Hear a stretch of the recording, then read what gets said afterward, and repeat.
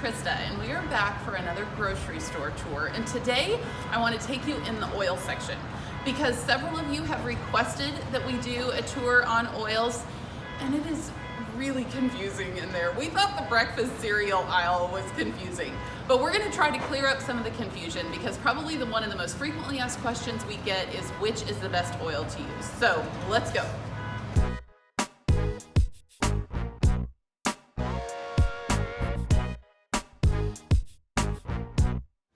So here we are in the oil section, and as you can tell, there is lots and lots to choose from.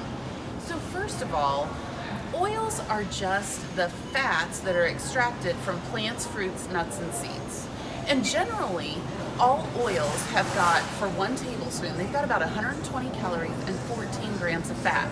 But the fat profile is different, dramatically different, depending on the oil. So for example, coconut oil has actually got 13 grams of saturated fat, where an oil like extra virgin olive oil is going to only have 2 grams of saturated fat.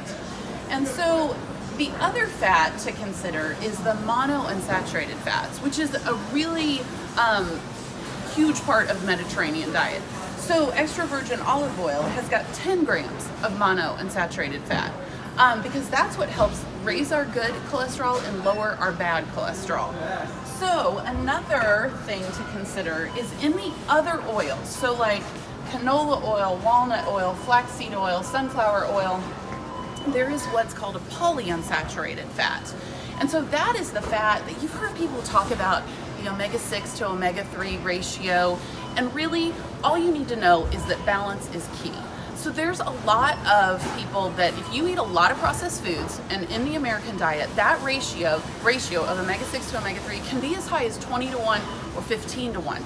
But your ideal scenario is if you want that ratio, you want it to be 2 to 1 or 1 to 1. And so we're going to go dive into the coaching tip a little bit more to explain the different omega-6 to omega-3 ratio in those oils. But good choices there are canola and like walnut oil. So the next thing I wanted to talk to you about is heat. You have heard people talk about how this oil has a high smoke point or it tolerates heat well. So there are definitely some oils that tolerate heat better than others. So avocado oil is a great oil for high heat. And then coconut oil is a great oil for high heat, because what happens is when you cook things at high heat, the oil starts to oxidize and break down, and that's where you're going to lose nutrients and the health benefits, and it's also going to sometimes affect the odor and the taste of the oil. So canola oil is another high heat oil, but really extra virgin olive oil, it really depends on who you talk to, because some of the research out there will actually tell you that sauteing and roasting with extra virgin olive oil is actually okay. You don't lose all the health benefits. So something to keep in mind. Now, trying to keep this as simple as possible.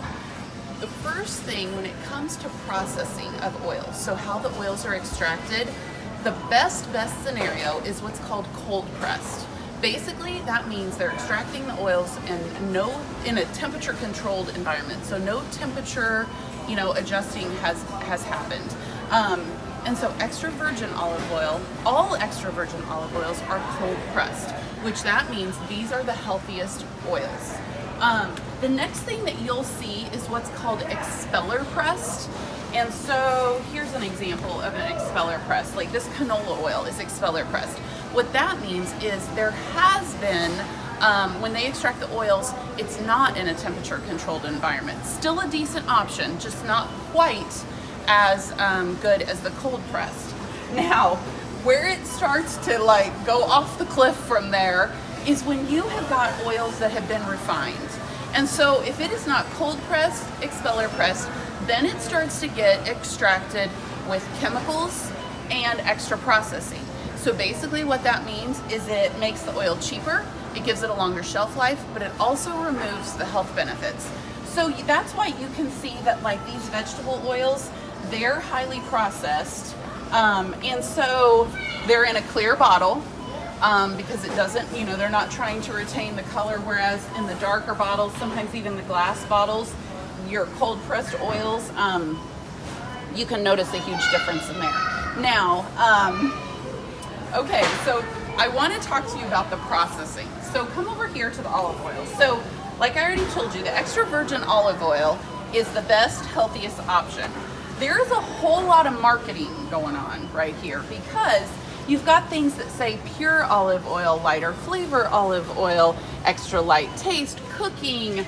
But what I want you to do, now it's not going to shock you when I tell you that I want you to look at the ingredient label. So this is pure olive oil. In the ingredients, the first ingredient is refined olive oil and then it's virgin olive oil. So you have got to assume that the most of the oil in here is refined olive oil. So that's not going to be your best option.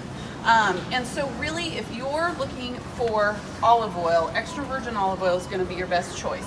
But definitely read the ingredient labels and you'll start to see what I'm talking about. So at the end of the day, what do we do? So for dressing, salads, sauteing, even some roasting, we use extra virgin olive oil. But then, because we roast all the time, since we do it so frequently, I am more conscious of using a higher heat oil, which would include avocado oil.